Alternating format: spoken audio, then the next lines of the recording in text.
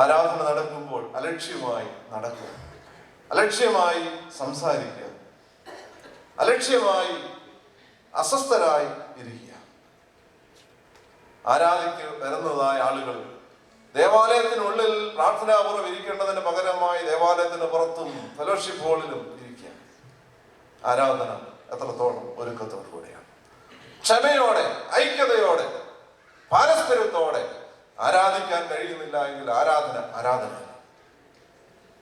അതുകൊണ്ട് നമുക്ക് ദേവാലയത്തിൽ ഞായറാഴ്ച പള്ളിയിൽ പോയി എന്നുള്ളത് കൊണ്ട് ജീവിതം അല്ലെങ്കിൽ ആരാധന പൂർത്തീകരിക്കാനായില്ല. അതിലൊരു ഉൾച്ചേരല്ലാത്തിനോ ആവശ്യമാണ്.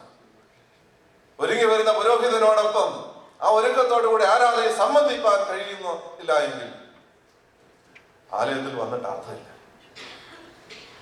അതുകൊണ്ട് ഈ ഒരു പാരസ്പര്യം നമുക്കുണ്ടാണ്. Worship should be an experience of unity and mutuality.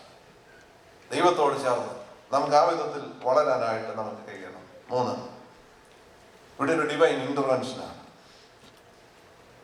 It is an experience of blessing beyond human understanding, beyond human expectation. മനുഷ്യന്റെ പ്രതീക്ഷകൾക്ക് അതീതമായുള്ള, മനുഷ്യന്റെ ചിന്തകൾക്ക് അതീതമായുള്ള ഒരു വലിയ അനുഗ്രഹം ഇവിടെ ദിവ്യ ഇടപെടലിലൂടെ സാധ്യമാകുകയാണ്. പ്രായമേറിയവർക്ക് മക്കളുണ്ടാകും. അതിന് മാനുഷികമായി ചിന്തിച്ചാൽ അസാധ്യമായ ഒരു കാര്യമാണ്. പ്രായോഗികതയ്ക്കാണ് പലപ്പോഴും നമ്മൾ പ്രാധാന്യം കൊടുക്കുന്നത്. പ്രായമേറിയാൽ മക്കൾ ഉണ്ടാകാനുള്ള സാധ്യത സ്വാഭാവികമായിട്ടില്ല എന്ന് ചിന്തിക്കുന്നു. അല്ലെങ്കിൽ ഒരു നമ്മുടെ ചിന്തകൾക്ക് അതീതമായി കാര്യങ്ങൾ പോകുമ്പോൾ പ്രാർത്ഥനയുടെ ശക്തിക്കൊക്കെ വ്യത്യാസങ്ങൾ ഉണ്ടാകും. എന്നാൽ ദൈവത്തിന്റെ അനുഗ്രഹം ബിയോണ്ട് ഓൾ ഹ്യൂമൻ അണ്ടർസ്റ്റാൻഡിങ്. നമ്മൾ പ്രതീക്ഷിക്കുന്ന രീതിയിലല്ല, ചിന്തിക്കുന്ന രീതിയിലല്ല. ഞാൻ മുമ്പ് ശുശ്രൂഷ ചെയ്തതായ ഇടവകയിൽ മക്കളില്ലാത്ത ഒരു കുടുംബം ഉണ്ടായി.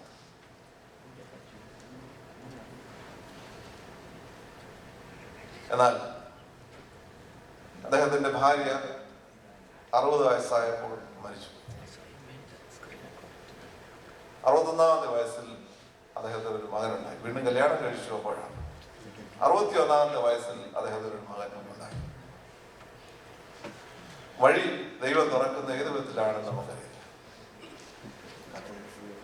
ഒരു സാധ്യതകൾ നമ്മൾ പ്രായോഗികമായിട്ട് പലപ്പോഴും ചിന്തിക്കാറുണ്ട്. എന്നാൽ നമ്മുടെ സാധ്യതകൾക്കും നമ്മുടെ ചിന്തകൾക്ക് അതീതമായി നടത്തുന്നവനാണ് ദൈവം എന്ന് നമ്മെ ഓർമ്മിക്കാം. അവിടെ 1, പ്രായമേറിയവനാണ്. 2, ഒരു മകനെ ചോദിച്ചു എന്നുള്ളത് മാത്രമേ ഉള്ളൂ.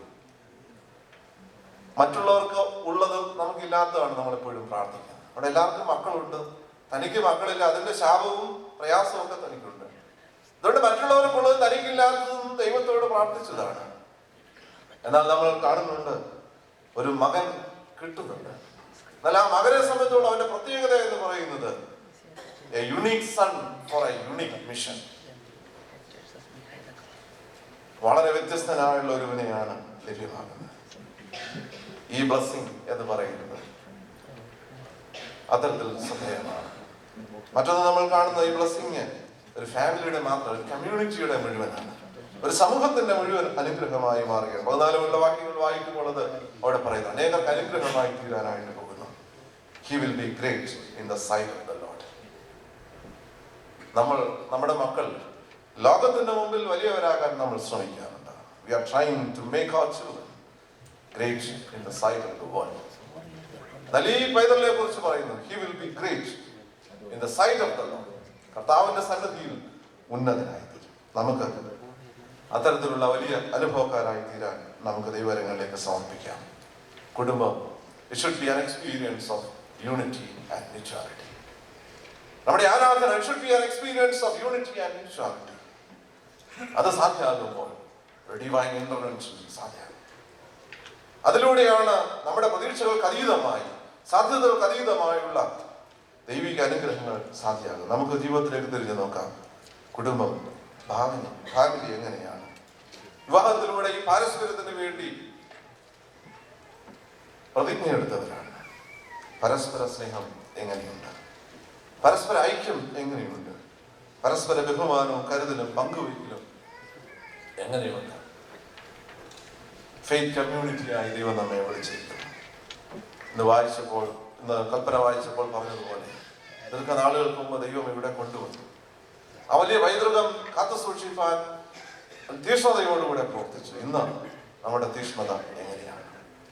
40 വർഷം പിന്നിടുമ്പോൾ ഒന്ന് നമുക്ക് ഓർത്ത് നോക്കാം. എന്തൊരു സ്നേഹമായിരുന്നു അന്നത്തെ കാലത്ത്, എന്തൊരു വിശ്വാസമായിരുന്നു, എന്തൊരു ഉത്സാഹമായിരുന്നു, എന്തൊരു വിനയമായിരുന്നു. ഇന്ന് എവിടെയാണ്? ദൈവം നമ്മെ വിളിച്ചിരിക്കുന്നു ഒരു വിശ്വാസ സമൂഹമായി, ഒരു ആരാധന സമൂഹമായി. നമ്മുടെ ആരാധന വിശ്വാസം എങ്ങനെയാണ്? God called us for a purpose, to be a blessing in this land. നമ്മളായിരിക്കുന്നിടങ്ങളിൽ അനുഗ്രഹമായിരിക്കാൻ നമുക്ക് കഴിയണം. നമ്മുടെ ദൈവം നമ്മെ നമ്മുടെ പ്രതീക്ഷകൾക്ക് അതീതമായി അനുഗ്രഹിക്കുന്നതായ ദൈവമാണ്. നമുക്ക് സമർപ്പിക്കാൻ കഴിയണം. നാം എന്താണ് പകരം കൊടുക്കുന്നത്? ഇവിടെ വാർദ്ധക്യത്തിൽ ലഭിച്ചതായ മകനെ ദൈവത്തിന്റെ ഉദ്ദേശത്തിന് വേണ്ടി നൽകുവാൻ ഈ മാതാപിതാക്കൾക്ക് യാതൊരു വിമുഖതയും ഇല്ല. ഏക മകനെ, വാർദ്ധക്യത്തിൽ ലഭിച്ചതായ മകനെ കൊടുക്കാൻ കഴിയാം. മക്കളെ നൽകാൻ കഴിയും. ദൈവം തന്നിലുള്ള വിഭവങ്ങൾ നൽകാൻ കഴിയും. സമയം നൽകാൻ കഴിയും. ഈ ചോദ്യങ്ങൾ നമ്മുടെ ഉള്ളത്തിൽ നമ്മോട് തന്നെ ചോദിക്കാം. ദൈവം അനുഗ്രഹങ്ങളെ കൊണ്ട് നമ്മെ നിറച്ചിരിക്കുമ്പോൾ, അമേരിക്കയിൽ വന്ന സമയത്തെ നമ്മുടെ സ്വപ്നങ്ങളെക്കാൾ ഉപരിയായി ഇന്ന് സമൃദ്ധമായി ദൈവം നമ്മെ ഇവിടെ ആക്കി വെച്ചിരിക്കുമ്പോൾ എന്ത് പകരം കൊടുക്കാനുണ്ട്? ശാന്തമായി ആലോചിക്കാം. ദൈവങ്ങളിലേക്ക് നമ്മെ സമർപ്പിക്കാം. നമ്മുടെ കുടുംബം ഒരു പാരസ്പര്യം, നമ്മുടെ ആരാധന ഒരു പാരസ്പര്യത്തിന് അനുഭവമാണ്. അത് സാധ്യമാകുമ്പോൾ ദൈവം നമ്മിൽ അത്ഭുതങ്ങളെ പ്രവർത്തിക്കും. അതിനായി നമുക്ക് സമർപ്പിതരാകാം. ദൈവങ്ങളിലേക്ക് സമർപ്പിക്കാം. ഒരാൾക്ക് ചുരുക്കമായി പ്രാർത്ഥിക്കാം.